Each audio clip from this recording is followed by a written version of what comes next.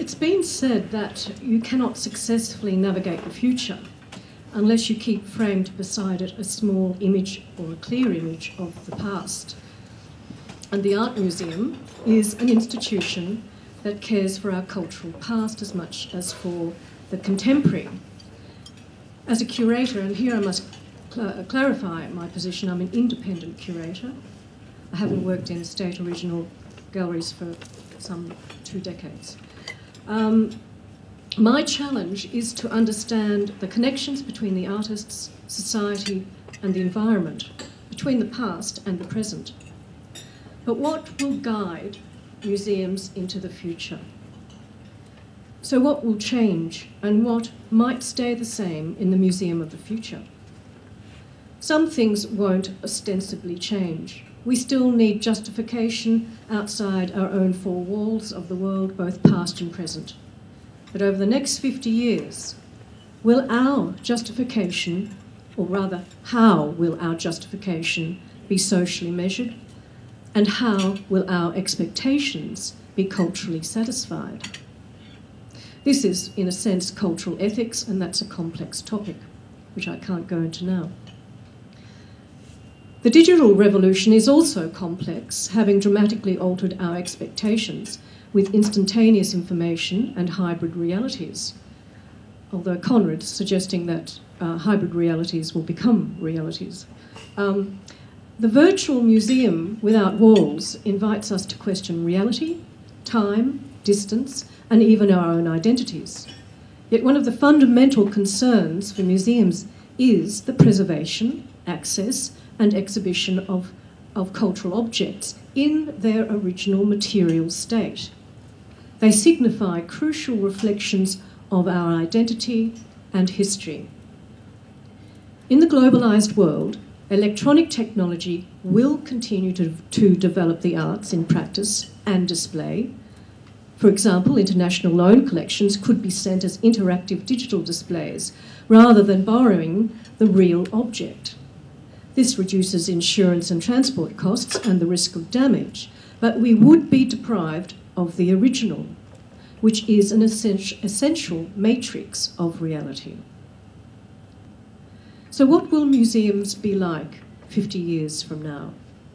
There is bound to be major structural, digital, and scientific developments institutionally, architecturally, and socially. But my feeling is we will continue to live in a conspicuous museum age, one, it is hoped, that provides a vital relationship between the new and the old.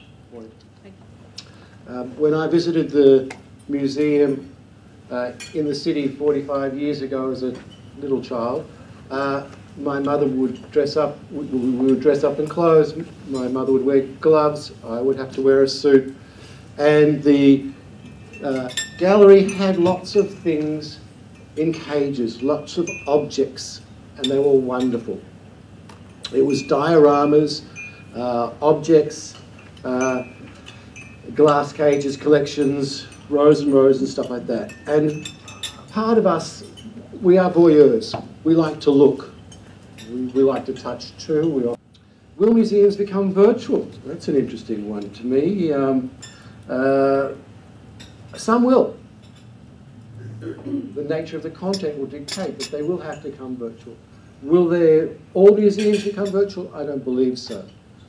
Sometimes content has got to be that it cannot be experienced except in a digital form. This is actually not a, well, it's a combination of museum for electronic music as well as a working studio. And the artist, curator, musician, restorer will be given equipment from around the world because he's one of the few that's capable of repairing it. And once it's been repaired, we need to experience it. And the only way we as an audience can experience it is through sound. We don't get the luxury of being able to hold the machine and play the sound. We have to go to our website and download it and listen to it. Is there a distinction between an image of the piece of work and the work itself? Well, Magritte will say yes, there is. But if we're starting to represent it via screens, is there really much of a difference? And increasingly now we are responding, we are screen-based responders. So I'll talk a little bit about augmented reality, because I think that's the interesting part for us as visitors to museums, but also the challenge for the museums to enhance our experience. What will be exciting and enticing for us to continue to come back to these places. So some museums are already doing this, this sense of you go to a museum and then you take the things home, or you start at home and then you go to the museum. King Tut, for example, which is still on at Melbourne Museum, has a range of stuff online. Extended labels, education packs, as well as the shock and awe, if you like, of actually going and seeing these amazing priceless objects. Sometimes you are the object in the museum. This, of course, is Daniel Thomas, mentioned earlier, thank you. And you really had to be there to see him receive this award. This was at the ICOM Awards last year. Sometimes it's not quite enough. Sometimes you want to smell and touch the objects as well. This is at the opening of Tut. Sometimes the objects want to touch and smell you, and as I was there at the time, my brain was rapidly scrolling through and thinking, what do I know about camels? Intelligent, a bit smelly, oh yes, they spit. Luckily I wasn't spat on, but the camel was very intrigued by me and I was intrigued by him. Having said all of that, there are some classic examples of really amazing online-only exhibitions that then became installations within a physical space. This is a classic example that's often brought out. This is Click, the crowd-curated exhibition at the Brooklyn Museum. For those of you who don't know, the purpose of this exhibition was that people were selected online to choose some pictures, and then other visitors to the website were allowed to identify themselves as experts, amateurs, or somewhere in between, and to choose their favourites. So from these pictures of the local area around Brooklyn, you were allowed to log in and choose your favourites.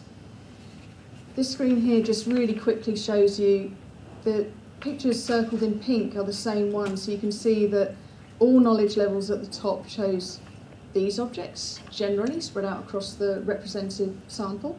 Those with no knowledge chose the ones in the middle, and the ones you can just see down the bottom, you can see there's a match there between people who had no knowledge and some. So it's a comment on aesthetics and the kind of universals that we all enjoy, whether we're experts or just people who love art. This exhibition was particularly interesting because unlike other online systems, you weren't allowed to see other people's comments until you commented yourself. So people came to the site, they logged in, they said, well, I really like this one and this one and this one, but they couldn't see other people's comments, they felt isolated. It was a very unusual online experience and quite fun and playful and very interesting for the curators. And of course, they then exhibited these pictures in the Brooklyn Museum and invited all the participants to come and talk about it. And of course the room was filled with people just saying, oh, I love that one, why did you like that one, that's rubbish. And it really got people fired up and interested. And I really like this idea of online where you're not allowed to see what other people think and influence your opinions. I do think this is an interesting point. I think this will carry on. I think lots of museums are copying this example. From the speakers, I'm getting the impression that multimedia at the moment offers lots of opportunities to democratisation of museums in terms of the ability of people to engage, particularly through websites and online. But I'm still getting the sense that there's definitely a specialist role for curators, and that the walls of the museums in 50 years' time are not going to be coming tumbling down. But can I open up the discussion now for anyone who wants to ask a question of our panel? They've all got microphones, and there are some roving microphones too. So if you've got comments or any questions of clarification or anything, please, we welcome those now.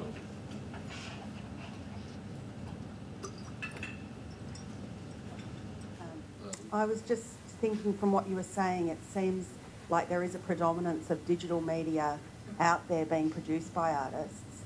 But if you walk around commercial galleries, you actually see sort of the opposite. You see a predominance of painting, printmaking, sculpture. Does that mean that we are going to see less of that kind of thing in art museums? And how is the memory of curators selected in that sense? Yes, well, I mean, are we sort of now dealing with a divide between the institution and the commercial space? For example, recently I curated an exhibition, but it was in Japarit, in a disused shop front, and it was absolutely great fun and hugely successful, bringing in, I mean, not because I was the curator, but because of the artwork that was created and by the interaction with people in the Wimmera and Mallee that came, and that was extremely satisfying. We didn't rely on digital material much or on advertising. So I think there is a role for the curator to work right away from those big museum and electronic-based sort of curated shows. That being said, we also brought the exhibition from Japarit to the city, but it went to a commercial space. So, you know, we crossed a divide from regionalism back to the city, and it could have, I suppose, travelled into an institution, but we just never managed to get it there or sell it.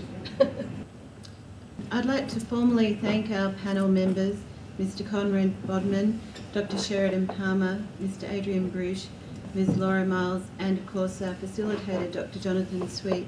Could you all please now join me in a round of applause in appreciation of their time. I invite you to visit the university's art gallery, which is located at the Melbourne Burwood campus on the Burwood Highway. We present a range of exhibitions throughout the year, and currently on display is Discovery, recent honours and postgraduate work from students of Deakin University. It displays a selection of Deakin University's honours and PhD candidates from the School of Communication and Creative Arts, and that exhibition continues until the 3rd of September. Upcoming exhibitions at Deakin include Geelong Reimagined and Observed Works from the West Coast by Jan Sandbergs, and our Deakin University Contemporary Small Sculpture Award, details of all of which are inside the little show bag that we've given you to take away and in our program inside that bag.